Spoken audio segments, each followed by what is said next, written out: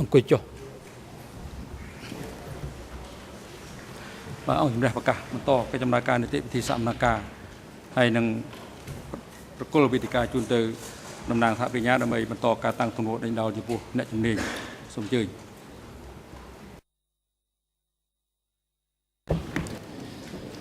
Thank you, Mr. President. តំណាងសហប្រញ្ញាសូមអរគុណលោកប្រធាន Professor Chandler, លោកសាស្ត្រាចារ្យ Chandler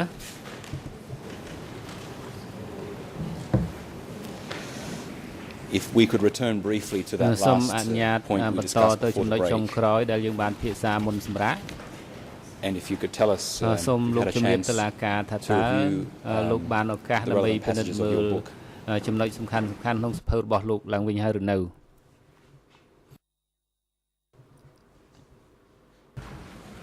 Yes, I'm sorry to say the information about Kirsten Bonds coming onto the Central Committee at that time is not in that book. I have to find it somewhere else. I state it, but I don't.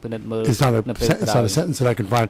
I can promise to try and look for it tomorrow, but I can't do it with just the break. Very well, thank you. If possible, if you can review materials and just keep track of the materials you reviewed, if you come back to the issue tomorrow. ដើម្បីយើងពិនិត្យនៅថ្ងៃស្អែកយើងមានជាស្រេច The next issue I would like to បញ្ហាបន្ទាប់ discuss ដែលខ្ញុំចង់ពិភាក្សាហើយនឹងសួរលោកនោះ moves into ហើយ the ចូលទៅដល់ 1972 period. ឆ្នាំ And this deals with ចំណុចនេះតកតងទៅនឹង what you describe as a អ្វីដែលលោករៀបរាប់ថា attention or គឺ to use your words គោលបំណ anti-Vietnamese ង stance របស់អង្គការប្រឆាំងនឹងវៀតណាម នៅក្នុង some ក្រុម groups មួយ within ចំ the នួន CPK. គឺក្រុមមួយចំនួននៅក្នុង Now, បក just កុម្មុយនីសកម្ពុជា for everyone's benefit, ដើម្បីឲ្យ what I'm going ផ្សេង to ទៀត do បានយល់នោះ as គឺ we go ថាអ្វី forward ដែលខ្ញុំ is I will នឹងសួរ we នោះ will គឺ display ខ្ញុំនឹង Khmer បង្ versions ហាញ of នឹងអត្ថបទ documents ភាសាខ្ for មែ the រ benefit of the public ដើម្បីឲ្យសាធារណជនអាចតាមដានបាន where available.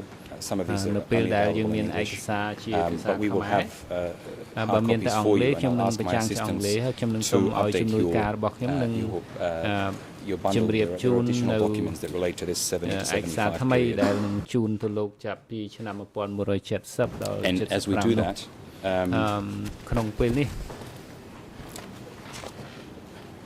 what I want to focus on ខ្ញុំ is ចង់ពិនិត្យមើលចំណុច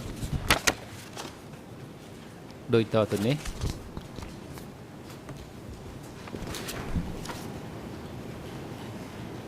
what you describe in both brother number 1 អ្វី and ដែលលោក tragedy ពិភាក្សានៅក្នុង as a សភៅចំណងជើងថាបងទី anti-Vietnamese 1 ហើយ stance នឹង or a resentment សោក on និ the ត part កម្ម of វត្តសាសកម្ពុជា members of the តកតងនឹង CPK ជំហ towards the ររបស់បក Vietnamese. កុម្មុយនីសកម្ពុជាចំពោះវៀតណាមនោះ And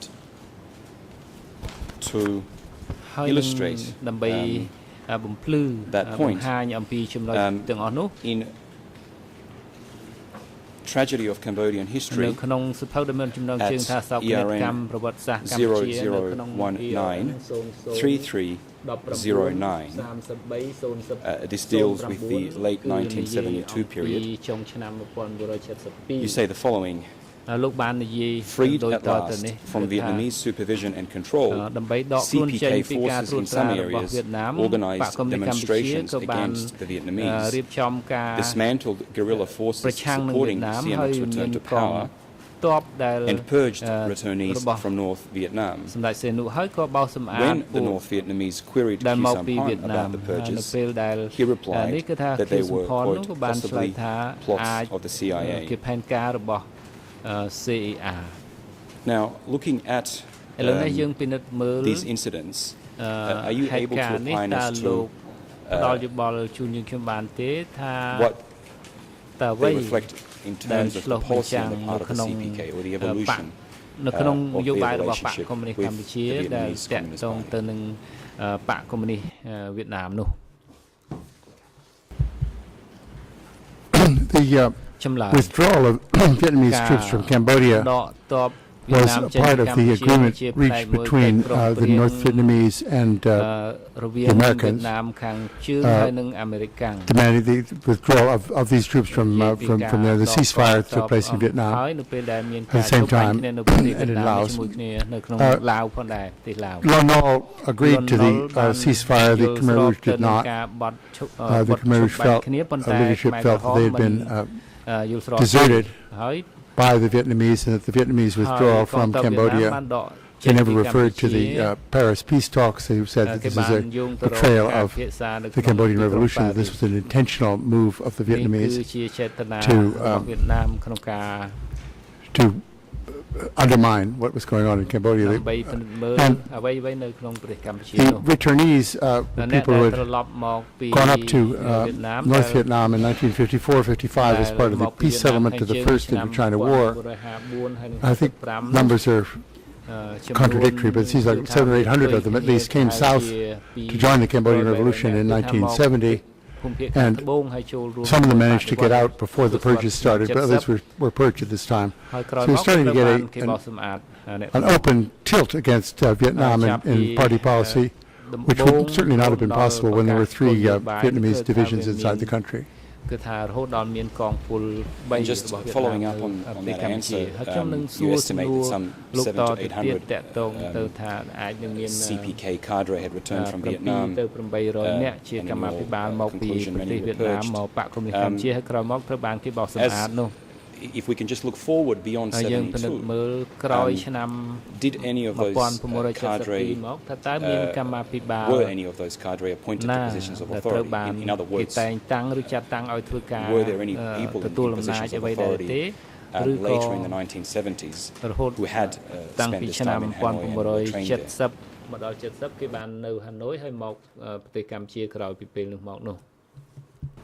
Yes, but only after 1979. And a small correction just to your wording. I want to make sure the returnees coming down from Vietnam were not CPK cadre. They may not even have been members of the CPK.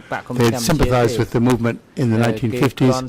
Might well, we don't know, might well have been brought into the Vietnamese party while they were living in Vietnam for those 15 years, but they were not cadre of the CPK. They were sympathizers, or they thought they were sympathizers of the Cambodian Revolution. Thank you, and thank you for correcting my characterization of these groups.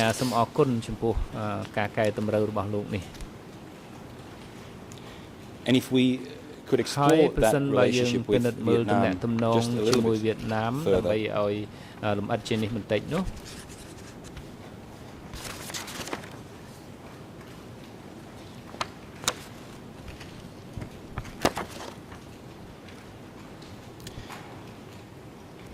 You say we're still on Tragedy of Cambodian History, which unfortunately is only available in English.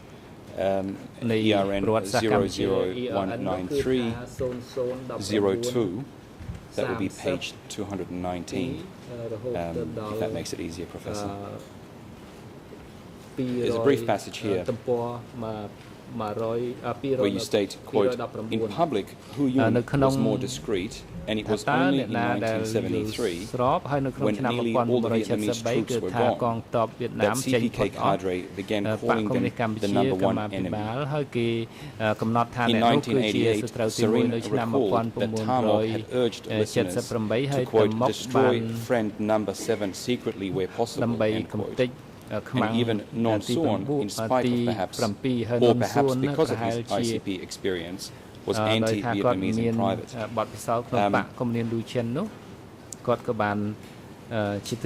Could you describe for us this development as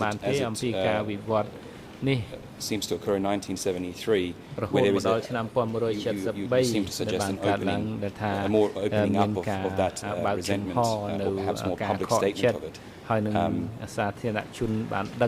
you explain for us what significance, if any, that meant, that had for further development of CPK policies?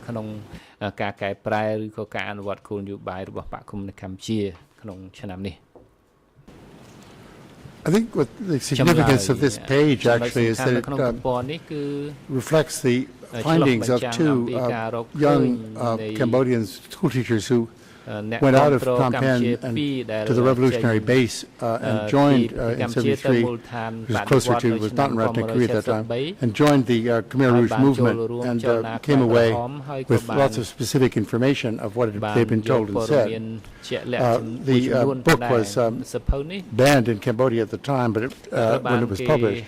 But it seems to me to have represented an authentic effort by these two people to say what they'd encountered in the Khmer Rouge region, the statements that are made that they report on from Tamok and so on, in no way contradict other documents that have come which were secret. So I think it's significant. This is kind of an opening up of evidence that widens our perspective on this particular period. And I was able to interview Sarin himself in California in 1988.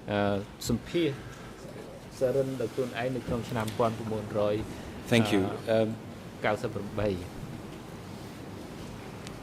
Now, moving on to another policy which you actually referred to yesterday in relation to the pre-75 period, where now in 1973 you made reference to policies of introducing cooperatives. This is dealt with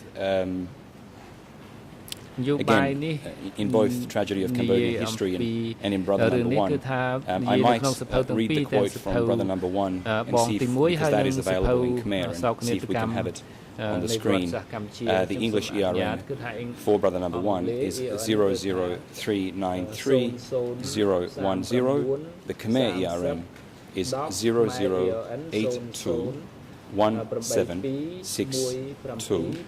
We'll try and have that Khmer passage also on the screen for the benefit of Khmer speakers.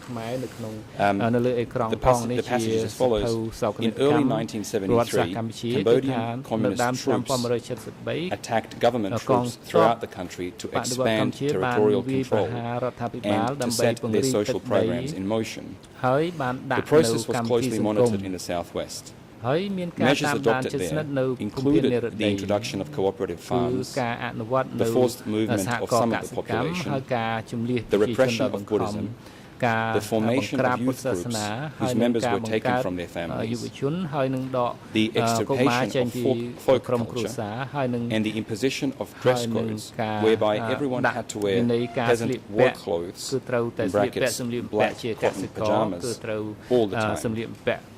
As a result of the harshness with which these policies were applied, more than 20,000 Cambodians sought asylum in South Vietnam.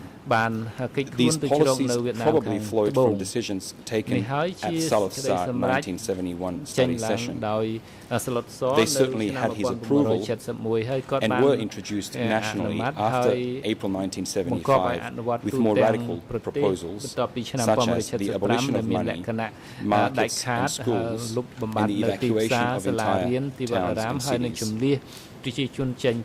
Before I ask you some questions, I'll indicate that in the tragedy of Cambodian history, the relevant passage is at English ERN 00193309-10, where you date these developments to May 1973. Could you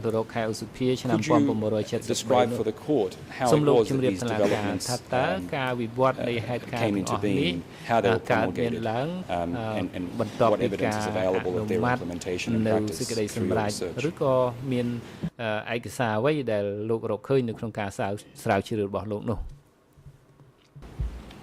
Well, actually, the implementation of these policies in the Southwest was not due to any direct research of my own, but due to the extraordinarily insightful, long airgram sent by a young American Foreign Service officer stationed in South Vietnam, who later became the American ambassador to Cambodia, Kenneth Quinn. He was working in Cha Dok on the border, very close to the border with Cambodia. He saw columns of smoke out of from his house across the border, and soon after that, refugees were coming into Vietnam to say the kinds of things that were happening inside that area.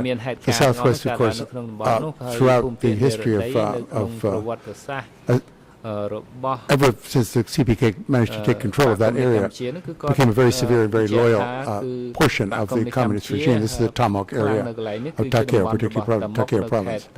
And Tamok was pretty much in command of these reforms, working within the framework as he understood it, as a member of the Central Committee himself, of the policies of the party. Now, this shows, it seems to me, that the significance is that when they were able to do it, the Khmer Rouge were happy to, well, if happy is the right word, were eager to put these policies in place, not to test them to see if they'd succeed, but just to put them in place full stop, because their failure was unthinkable. Failure of policies was always the work of traitors anyway. So it wasn't really a test case, but it was for the outside world, of course, who didn't have access to Quinn's telegrams, who didn't know about it, a prelude to the kinds of behavior that was going to happen later. And that's what makes that evidence really quite significant. You, in that passage that I read, you draw if you like, well, you state that the policies were then introduced after April 75. That is, there's a connection before and after. In your study of CPK publications and various other documents, have you found evidence or speeches or information that would support the continuity of that policy, its, if you like, initiation in around 1973 and then its continued existence as you indicate through April 1975 and following.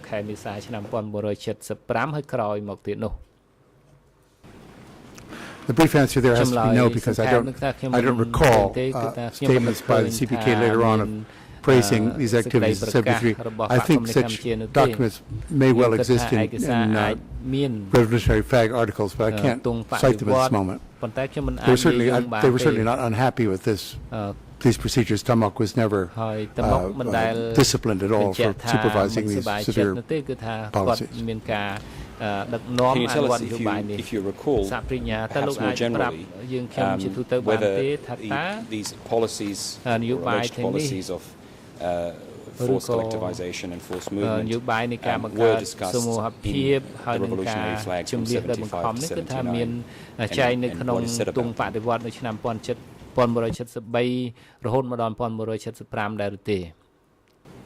I'd have to check. I might be able to find that material for you, I might not, but it would seem to me, I vaguely remember seeing something like this, but I can't cite it, and I'd have to verify. I might come back with an answer tomorrow, but I'm not sure that it'll be a very helpful one.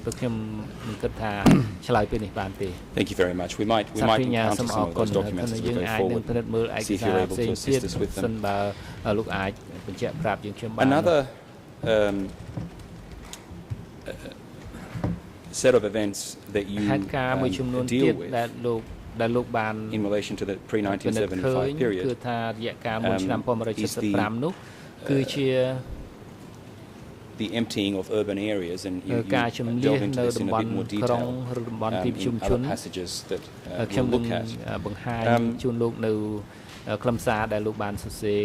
In brother number 1, the Khmer ERN is 0082175, and perhaps if we could show that Khmer page on the screen. The English ERN is 0039314. Mr. President, with your permission, we'll show that Khmer page on the screen. And I will... Thank you. If the AV unit could assist us, I will begin to read. And I apologize if it is not particularly clear. We're looking at an entire page. The quote is as follows, and it relates to an assault on town of Kampong Cham. The assault on Kampong Cham was probably intended to sustain momentum. Vietnamese forces nearby did nothing to help. At one stage, communist troops penetrated within a few hundred meters of the center of town. When they withdrew, they rounded up several thousand local people to take with them, following a pattern of warfare that had been traditional in pre-colonial Southeast Asia, conforming to their own policy of drying up the enemy's population base, and foreshadowing what their armies would do in Phnom Penh and other Republican towns and cities.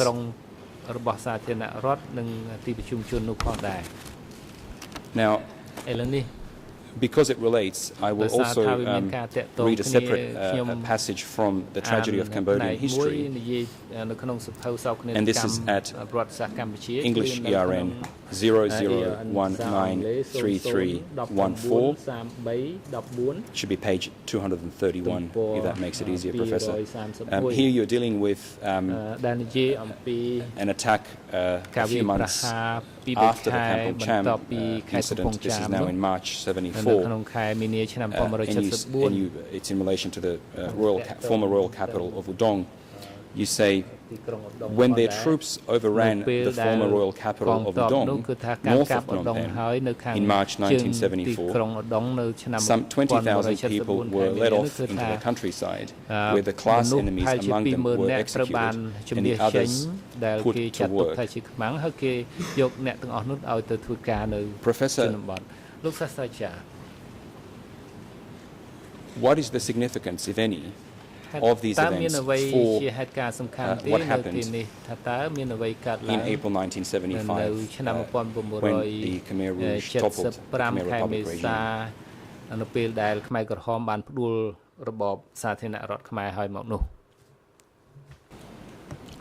Well, I think for an historian, the significance of these evacuations was to show very unlike the first impressions people got, including myself in 1975, that the evacuation of the cities was unprecedented and so on. In 1975, it seemed to us, observers of Cambodia, that this was an unprecedented move.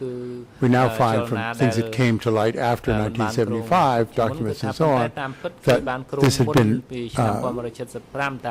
predicted, if you like, in both in Ta Keo and in Udong, and also in the town of Krache, which was also evacuated when the Khmer Rouge took it over, and Stung Treng to the further north. So it was a repetitive pattern that then reached its, if you like, its climax in the evacuation of Phnom Penh. The evacuation of Battambang was, of course, just as severe, but it doesn't get into the public record quite as much. So yeah, it was a consistent pattern. Thank you.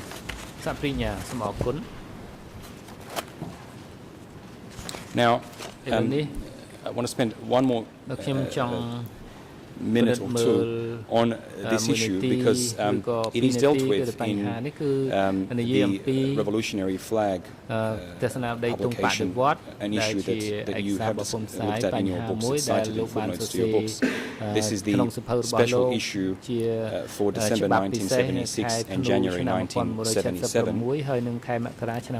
The document number is E3/25. The relevant ERN in Khmer is 00063039 to 40.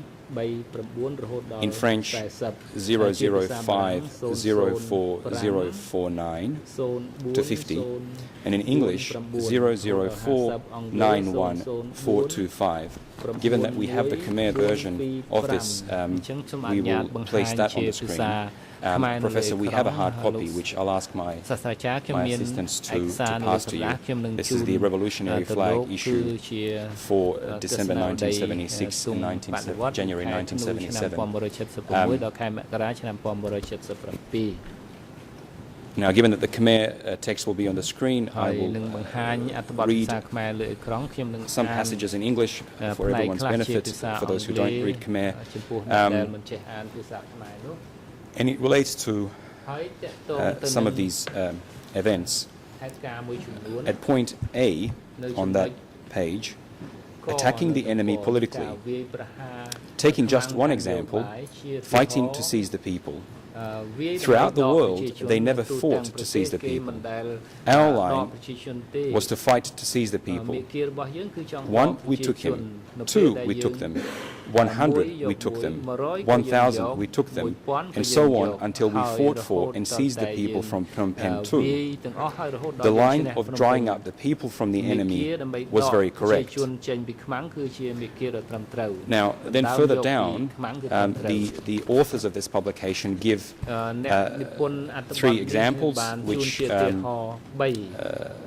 or rather 2 examples, one of which we've considered. The first example is the fighting in Banam in 1973. The publication says, we took everyone in Banam town, expelling the ethnic Vietnamese, the ethnic Chinese, the military, the police. We took everyone, drying up the people from the enemy. And then finally, again, in the same document, continuing further down, an example that deals with Udong, which we just discussed, quote, we liberated Udong in 1974. We pulled out all the people. When they took it back, they had no forces. What I'm interested in these quotes, Professor Chandler, is the use of the phrase seizing the people. Are you able to elaborate on what the party means by seizing the people, removing them from areas which are overrun by the forces?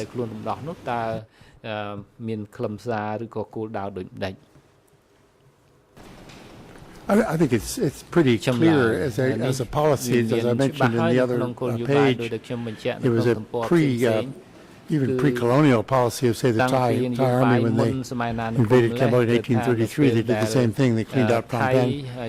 They didn't bring the Phnom Penh population into the Thai army. They just drove them out to clear the place out so there'd be nothing to support any kind of military action in response. I think this is the idea. They didn't know exactly who all these people were in terms of class or loyalty. Pretty sure they weren't very loyal, or they'd be in the Maquis supporting the revolution. So they were sort of intrinsically disloyal and had to be pulled away from these places where, if they were left behind, in their view, and I think we're fairly correct from a military point of view, would form the basis for another set of angry anti-Khmer Rouge people. Thank you.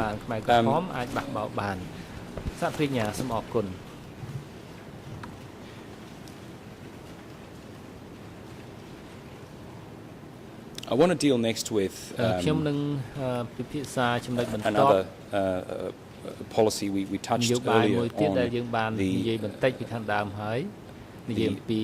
fate of cadre returning from Hanoi. And I'd like to consider briefly a policy which you discuss in Voices of S21. Now we have this also in Khmer.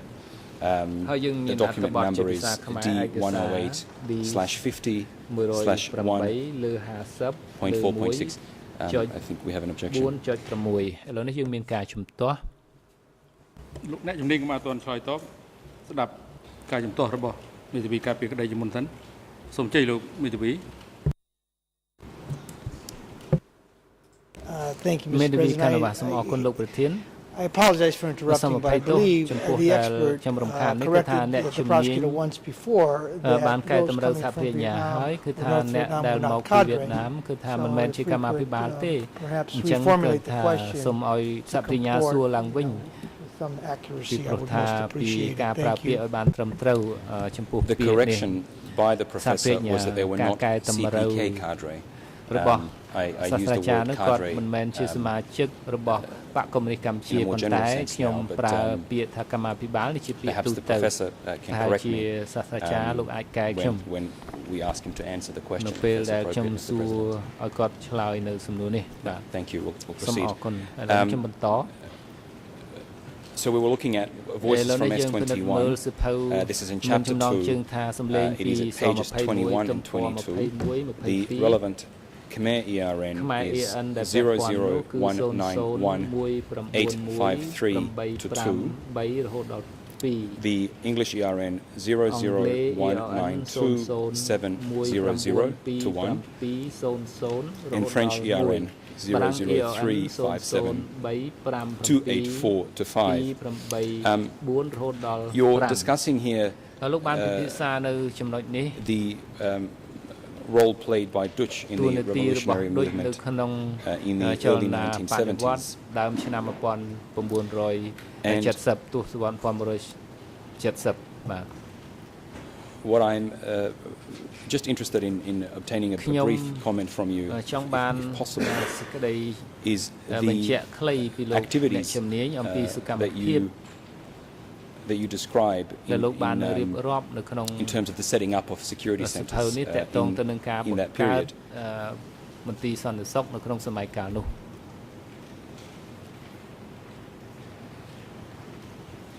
Now, what you say, I'll read a brief passage, and what you say is the following.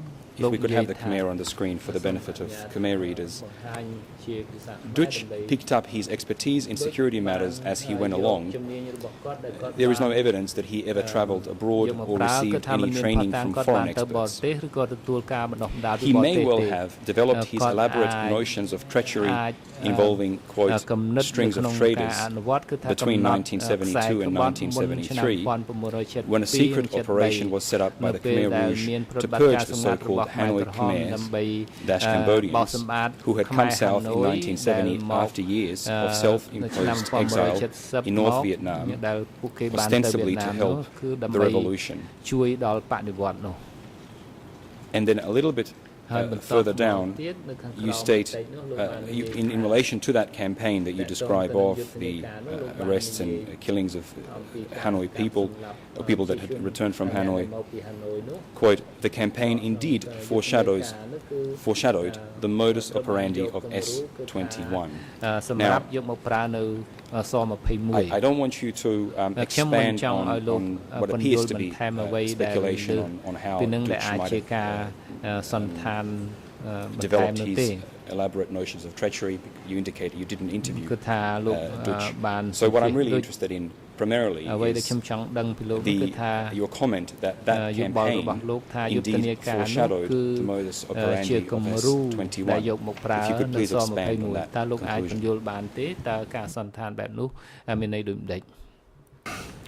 Certainly, first of all, to get back to the question raised by the Defense Counsel, the word cadre might have been used a bit loosely, but these were certainly not members of the CPK. That's the point I was trying to make. But a point about these people, and I've talked to a couple of them in the 90s who managed to survive, get out, come back to Cambodia. These were highly trained political animals. They've been in Vietnam for 15 years, and the Vietnamese do not let up on political training for people who are under their advice. These people had probably more political training than anybody in the CPK.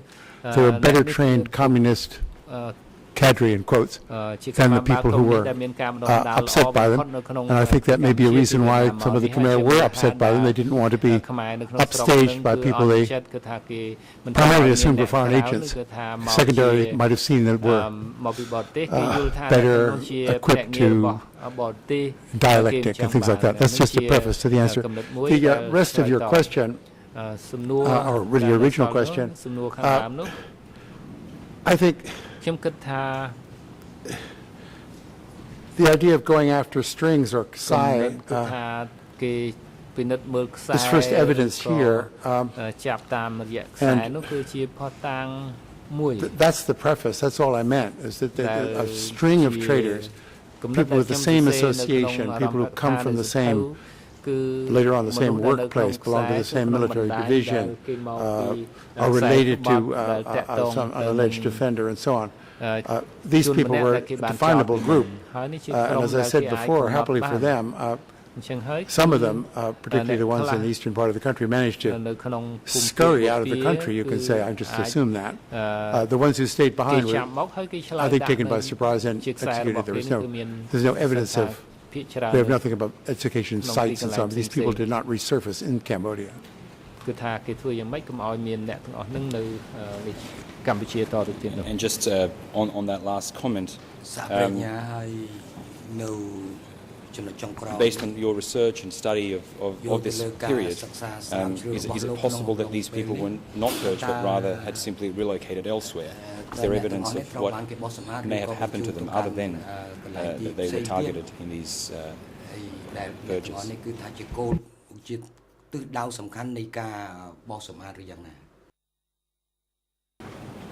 No, I think not. I was just remembering from late 90s, I interviewed one of these people here in Phnom Penh, and as I was talking to him in Khmer, because he was taking notes of our interview in Vietnamese, this was the language in which he'd become more fluent over all those years. So it's a matter, he was one of the people who came down and went back, got out in 73-4, or maybe, I forget, might have been stayed behind. Not all of the evacuees came down, but almost all of them did. So what happened to them specifically, we don't have, for instance, confessions, documents of that sort. As is mentioned in documents, and Deutsch has mentioned it, that this was a group of people who were done away with out of suspicion of their motives. And loyalties, their loyalties, not their motives. Thank you. Were they Cambodians or Vietnamese people?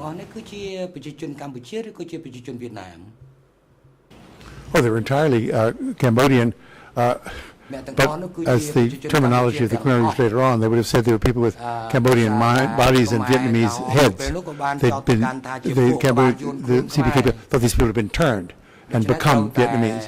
And this was a suspicion that these people were unable to allay after 15 years of residence in Hanoi. It was hard to say, no, I'm really totally Khmer. There were people who were suspected of being un-Cambodian because they'd been up there so long. Thank you, Professor. And thank you for staying with me as we jump through a vast subject matter in a long period of time. I will next turn to the events which took place on the 17th of April 75 and following. And as a prelude to that, I wish to discuss a decision which you deal with and which, according to your books, was made in 1974 and which relates to the evacuation of the cities. Now, here I am looking at, and I will ask my assistants again to pass to you the relevant book. We're looking at your book, A History of Cambodia, which I don't think you have a copy of just yet, so we can pass that on to Professor Chandler. The document number is D366/7.1.69. The ERNs in Khmer 006-79171-272. In English, ERN 0022838-9.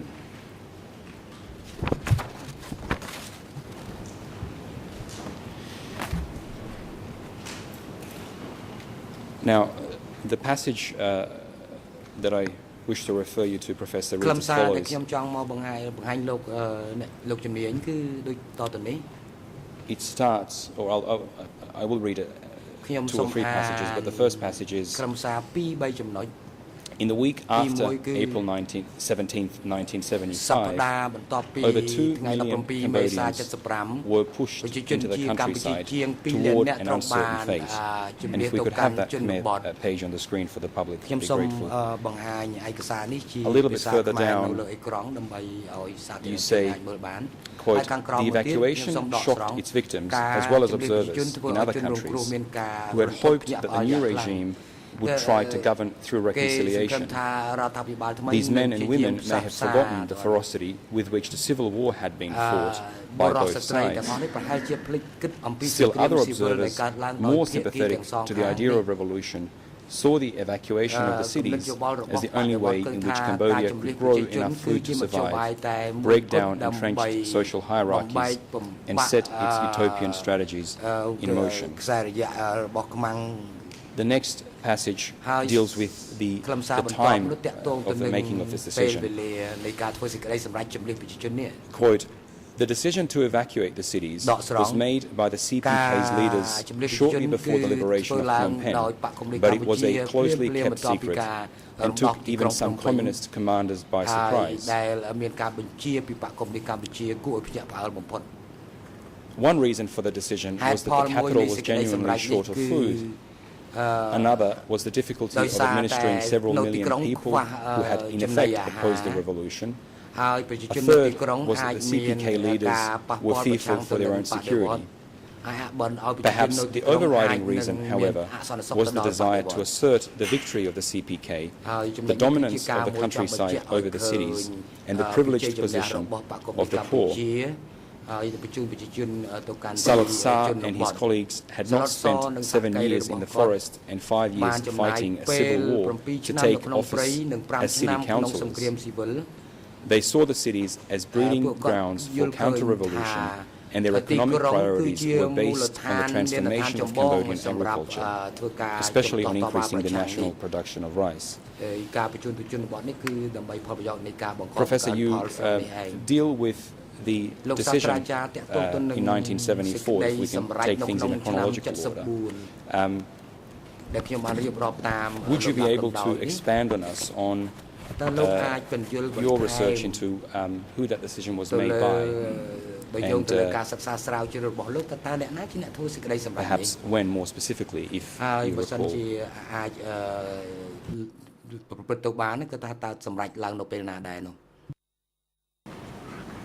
Could I have the page number, please? I've lost you a bit. Of course. So if you're looking at a history of Cambodia, it should be on pages 210 and 211 if you're looking at the actual page numbers. That might be easiest. And so just wait for the microphone.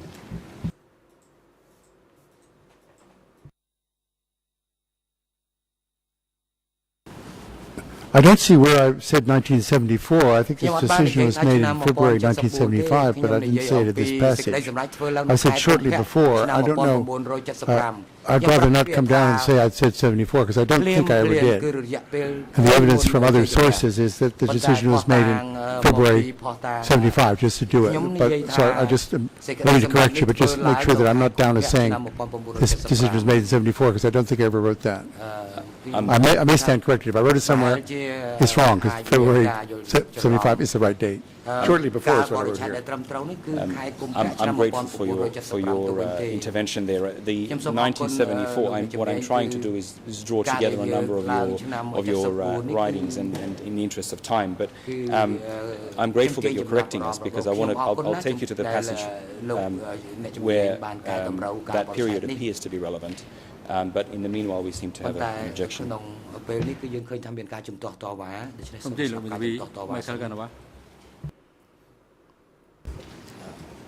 Thank you, Mr. President. I was listening quite well to attentively to what was being read, and I was shocked that the prosecutor injected 1974, and I was waiting to hear what the professor would say. Now it seems that what the prosecution is intending to do is read and then incorporate from elsewhere into his question.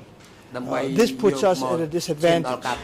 I understand that they have some problems with time, but we need to go step by step. So if they're going to be referring to a particular document, read that document. I would respectfully request that the prosecutor be instructed to simply ask the question based on the document that's being shown, not some other document that perhaps they're trying to correlate the information into the question. Thank you.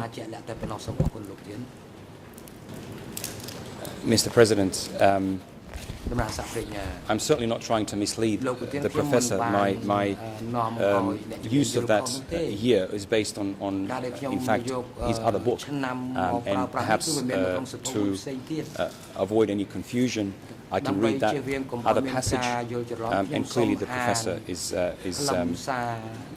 able to opine. He has already indicated that he thought 1974 may not be the right time. So, with your leave, I would simply read another passage from another book where that year comes up.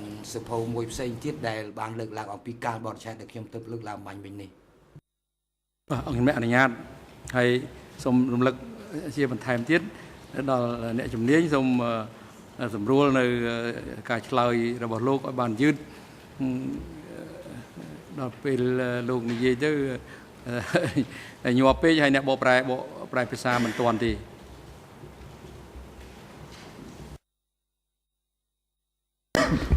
លោកប្រធានស្មានអមិញខ្ញុំបានឮថាលោកប្រធានអនុញ្ញាតហើយក៏ប៉ុន្តែតំណាងសហប្រញ្ញាបានបញ្ជាក់ថាតើជាសភៅអីទៅដែលលោកនឹងបង្ហាញនេះបាទសូមអធិស្ឋានសូមជួយបញ្ជាក់ផង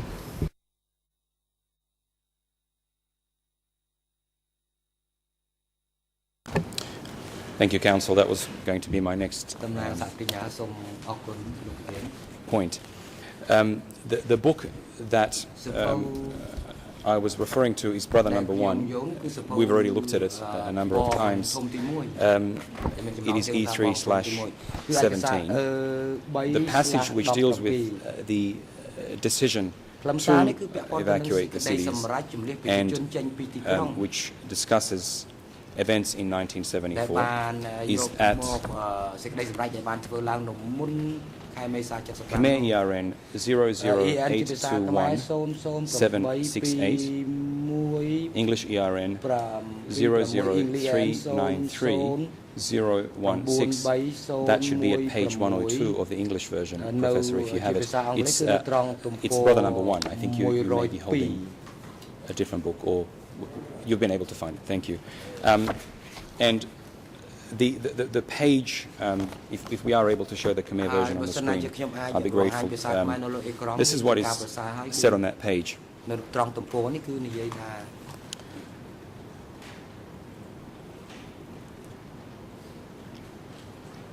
Toward the end of 1974, Chu Chet, the secretary of the Southwestern Zone, met Salsa in rural Kampong Chhnam, where he was coordinating plans for the third storming attack in 1975. Pol Pot declared in 1977 that the Central Committee had decided on this final assault at a meeting in June 1974. And if we move 2 paragraphs down, the passage that I wish to read is as follows. About this time, the Central Committee decided what actions the Communists would take following their victory.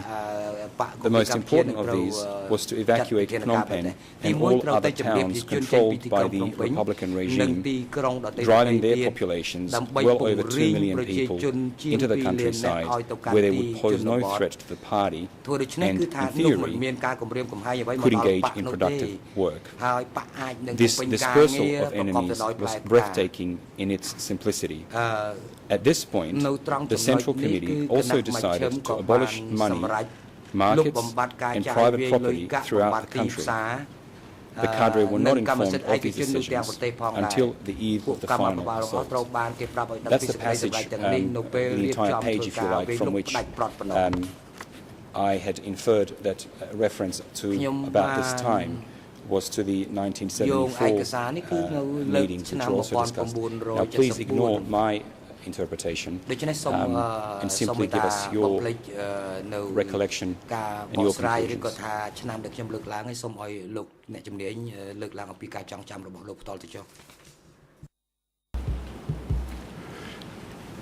Yeah, I don't say specifically that the Central Committee meeting was held in any time in 1974. I know, in fact, in February 1975, I probably should have said that in that book that I wrote 20 years ago, but I didn't. We know now that's when it was. When I said about that time, it may well have been that at the time I was writing the book, I didn't have a month and year. I had the decision, an undated decision made. February 75 isn't far from December 74, so about that time. But I don't want, I'm agreeing here with the Defense Council, I don't want to give the idea that there was a 74 decision described in anything I've written, because I don't think there was one. I think the decision was early 75, and I think that's part of the public record. There's many sources tell you about that. Thank you for clarifying that.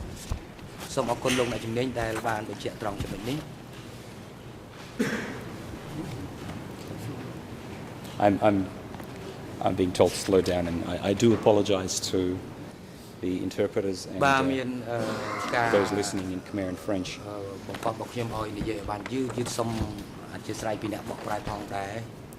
Now that we've dealt with the timing of the decision, I wish to come back to what you described as the overriding reason for the decision, it being, quote, the desire to assert the victory of the CPK, the dominance of the countryside over the cities, and the privileged position of the poor. Could you explain what you meant in that passage?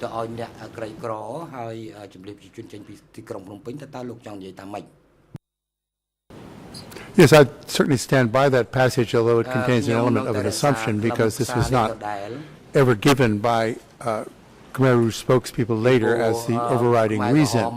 When they were approached by outsiders, they often came up with other reasons, which I think were also valid. There's a bunch of reasons. I'm not saying that the shortage of food was bad or the fear of an American attack. There's lots of ones that were mentioned. But it seems to me the speed with which they went at this evacuation, the failure to ever regret any aspects of the evacuation by any spokesman during the regime. Later on, you have people saying, oh, that was a terrible thing to happen. Nothing was, if it was said at the time, it was said in private. And this is one of the things that Khieu Samphan has said. I objected, but it didn't get anywhere. But we never read about any kind of difference of opinion. So it struck me that, yeah, I mean, the people in the cities were by definition enemies of the people of the capital P, the people who were fighting to liberate Cambodia from feudalism and imperialism, which were located in the eyes of the leaders of the CPK and many ordinary Khmer too, I think, in the cities. The cities were where the bad things were happening. People were told, for example, that the American bombers were based in Phnom Penh. People didn't know about Guam and Sattahip in Thailand. Oh, they were coming out of Phnom Penh to bomb their own people in 73, they were told. So the anger, the level of anger can't be exaggerated. The level of triumphal feeling that they had, in quotes, defeated the Americans is what they said they'd done. All these things combined to give me that to have me produce a sentence that this was the overriding thing, was just the momentum of the victory included this eventually quite cruel procedure. But they didn't. They never looked back. I think the cities never became, oh gosh, we made a mistake. The cities really were a source of great potential. They were a source of labor, is what they of labor for them, agricultural labor, not expertise, bourgeois activities, and so on.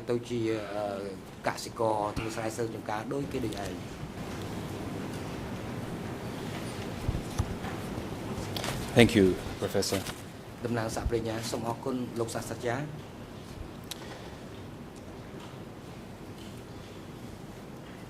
Now, you indicated just then that these urban people were seen as a source of labor. So I'd like to move on to your treatment of the issue of urban people and how, in your conclusions, they were classified and treated. The first passage that I wish to read is again from brother number 1, E3/17. This is at Khmer ERN 00821-666.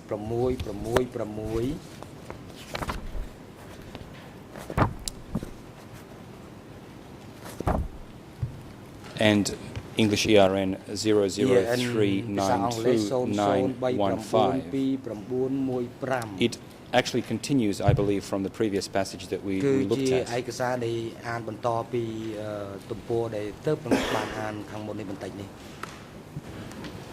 And this is only a brief section I wish to read.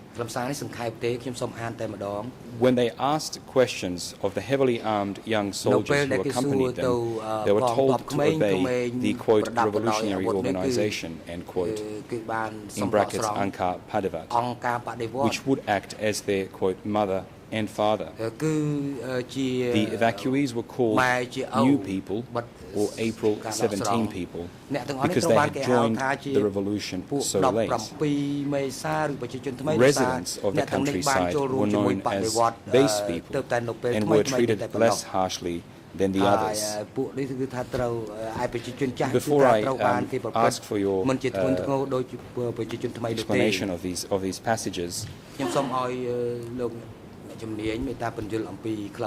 I want to also refer to another related passage. This is in the Tragedy of Cambodian History at page 242 of the original, and again we only have an English version, so the English ERN is 00193325.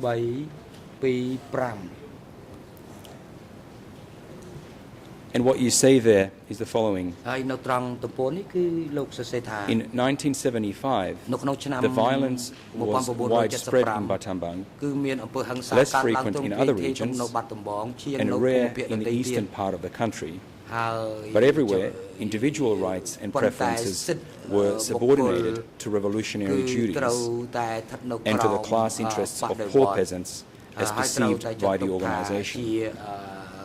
Before Angkar's priorities became known, many, quote, April 17 people, end quote, were punished and executed for actions they considered harmless or beneficial, actions such as foraging for family members, concealing rations, telling the truth about their education, or complaining about work conditions. If we could start with the classification of people into new people and base people. In your research, what did that classification represent? What did it mean?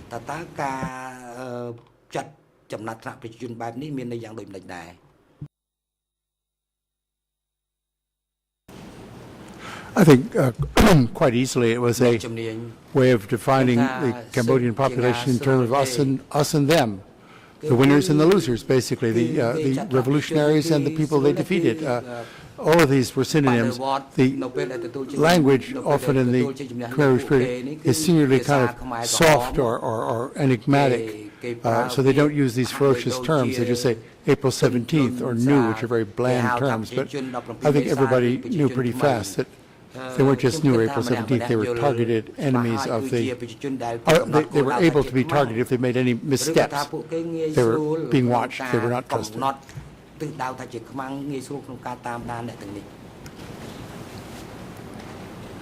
And again, if we look at some of the punishments meted out, or perhaps more precisely reasons for punishment meted out to these people, as you concluded, such as foraging for family members and telling the truth about their education, etc. Does this emanate from any policy in particular or any direction that the party is taking?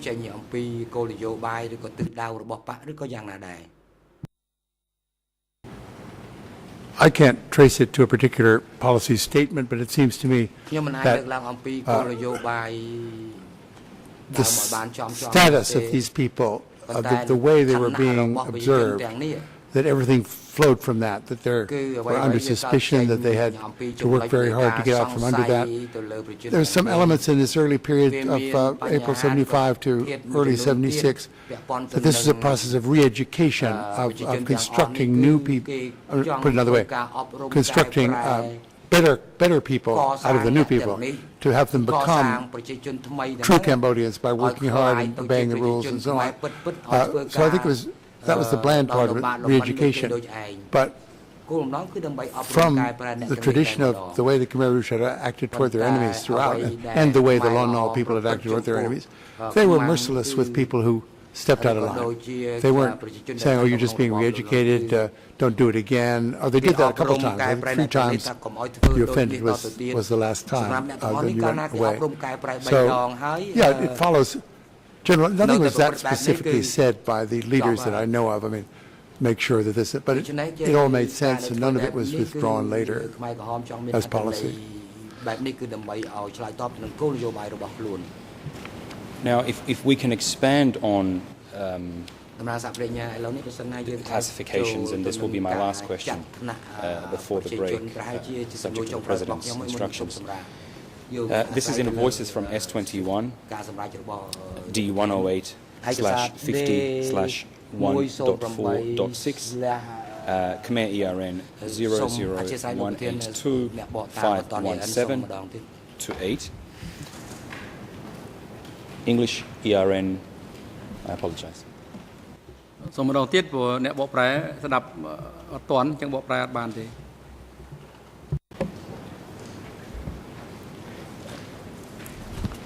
Yes, Mr. President. Khmer ERN 00182-517-218, English ERN 00192-815, and French ERN 003573955. If we could give the Professor this passage in hard copy. Professor, if it's easier for you to look at the hard copy, it's at page 122 in the original publication.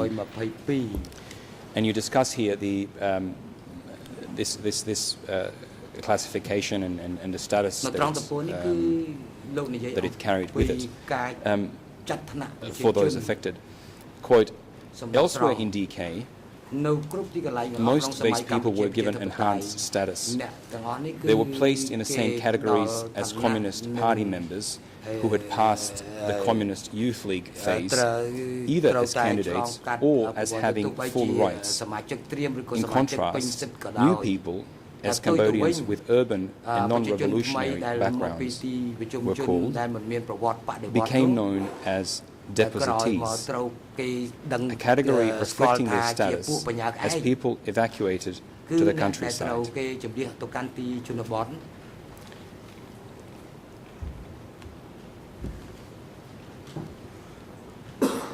In so far as you're referring to a classification into 3 groups. Would you care to expand on the reasons for the creation of the depositee group and what it meant for those that were in the group?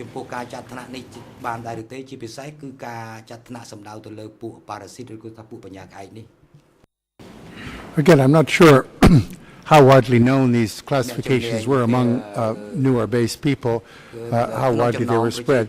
I think the purpose seems fairly obvious. It's to, again, separate the clean Cambodians from the dirty Cambodians, and the dirty ones are the ones who have been sent out, exiled, panyao. You send a letter. It's the same verb. They do not have status as candidates or so on. Not till 1978 did this categorization was withdrawn by the regime. It said now you can, people who had once been in the cities can now aspire to candidate social status, not candidate status in the Communist Party. Again, it's a way of praising the people who stayed behind and setting aside the people who of course, were exiled from the cities. When I say state bond, the ones who were in the countryside at the point of liberation. Thank you, Professor. Mr. President, I can continue at this point, or if you wish to call a break, at your disposal. បាទអរគុណឥឡូវនេះដល់ពេលសំលមមសម្រាប់ដើម្បីពិសាអាហារថ្ងៃត្រង់ហើយអង្គជំរះប្រកាសសម្រាប់ដើម្បីពិសាថ្ងៃត្រង់ចាប់ពីពេលនេះទៅរហូតដល់ម៉ោង 1:30 នាទីរសៀលនេះសូមអញ្ជើញចូលវិញដើម្បីបន្តកិច្ចដំណើរការសកម្មភាពហើយមន្ត្រីរដ្ឋបាលតុលាការផ្ដល់កន្លែងសម្រាប់នៅបន្ទប់រងចាំសម្រាប់សាកសីអ្នកជំនាញដល់លោកអ្នកជំនាញនៅក្នុងអំឡុងពេលសម្រាប់ពិសាថ្ងៃត្រង់ហើយនឹងឲ្យអញ្ជើញគាត់ត្រឡប់មកកាន់កន្លែងប្រតិកម្មនៅក្នុងបន្ទប់សកម្មភាពនេះវិញនៅរសៀលនេះពេលវេលាម៉ោង 1:30 នាទី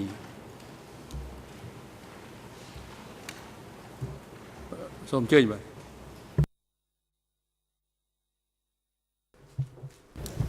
Thank you, Mr. President. My client, Mr. Munchia, would like to follow the proceedings from his holding cell and following your instructions from yesterday. We would like to inform the court that Munchia is not only suffering from a lack of concentration and general symptoms of old age, but he also is suffering today from a headache and a back pain. So clearly I leave it to your discretion what to do with this information, but Mr. Munchia would like to follow the rest of the proceedings from his holding cell. គ្រប់ទៅតាមនីតិវិធីហើយសូមអនុញ្ញាតឲ្យគាត់បានទៅតាមដាននៅពីបន្ទប់ខាងក្រោមនេះបាទ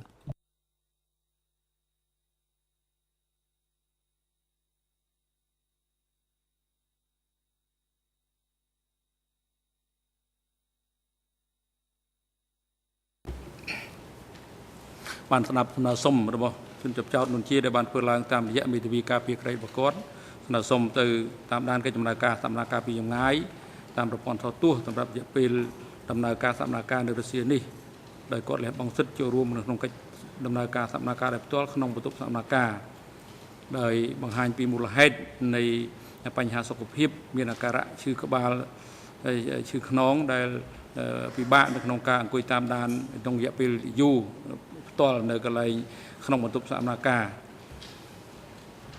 អង្គជំរះសម្រាប់យល់ព្រមតាមដំណើរសុំរបស់ជនជាប់ចោតនួនជាដែលបានស្នើសុំតាមរយៈមេធាវីការពារក្តីរបស់គាត់ទៅតាមដានកិច្ចដំណើរការសកម្មភាពពីចម្ងាយតាមរយៈប្រព័ន្ធថតទស្សន៍សម្រាប់រយៈពេលដំណើរការសកម្មភាពនៅរុស្ស៊ីនេះដោយគាត់លះបង់សិទ្ធិចូលរួមផ្ទាល់នៅក្នុងកិច្ចដំណើរការសកម្មភាពអង្គជំរះតម្រូវឲ្យក្រុមមេធាវីការពារក្តីលោកនួនជា ប្រគល់មកអង្គជំរះភ្លាមនៅពាក្យសុំលះបង់សិទ្ធិចូលរួមសកម្មភាពដោយផ្ទាល់ក្នុងបន្ទប់សកម្មភាពដែលមានចុះហត្ថលេខាឬប្រឌិតស្នាមរាមដៃជាក់ច្បាស់ពីជនជាប់ចោតគប់ឲ្យផ្នែកថតទស្សន៍ភ្ជាប់ប្រព័ន្ធថតទស្សន៍សម្រាប់ជនជាប់ចោតរូបនេះអាចតាមដានកិច្ចដំណើរការសកម្មភាពពីចម្ងាយពីបន្ទប់ឃុំខ្លួនឋានក្រមសាលសកម្មភាពនេះក្នុងអំឡុងពេលនៃដំណើរការសកម្មភាពនៅរុស្ស៊ីនេះហើយប្រកបដោយអនុរិយមន្ត្រីឃុំឃាំងនាំខ្លួនជនជាប់ចោតនួនជានឹងគឺសម្ព័ន្ធទៅកាន់បន្ទប់ឃុំខ្លួនខាងក្រោម សាលសកម្មភាពនេះដោយនៅរុស្ស៊ីនេះទុកឲ្យលោកនួនជានៅក្នុងបន្ទប់ដែលរៀបចំទុកជាស្រេចនៅឧបករណ៍ថតទស្សន៍សម្រាប់គាត់អាចចូលរួមតាមដានកិច្ចដំណើរការសកម្មភាពពីចម្ងាយ